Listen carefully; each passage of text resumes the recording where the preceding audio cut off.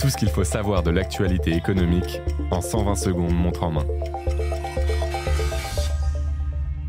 Mardi 15 avril, Matignon a fait le point sur la situation budgétaire du pays. Le gouvernement entend trouver 40 milliards d'euros supplémentaires d'économies d'ici 2026, dans le viseur d'Amélie de Montchalin, ministre déléguée aux comptes publics, les dépenses de santé et en particulier les arrêts de travail. En 2023, l'assurance maladie a déboursé 17 milliards d'euros rien que pour les arrêts maladie, dont 10,2 milliards dans le paiement des indemnités journalières.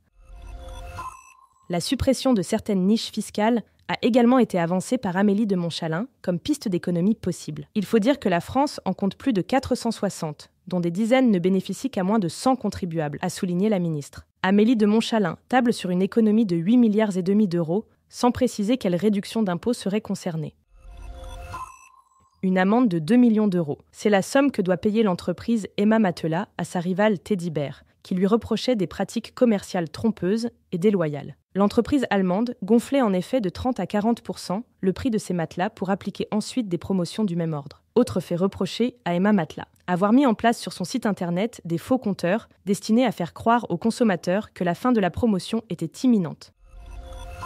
Jackpot pour Carlos Tavares. La rémunération de l'ex-directeur général de Stellantis était au menu de l'Assemblée générale annuelle du groupe automobile, qui s'est tenue hier à Amsterdam.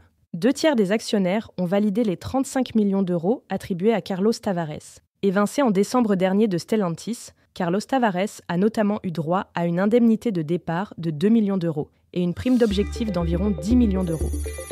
Ce podcast a été écrit par les journalistes de Capital et mis en voix par une intelligence artificielle.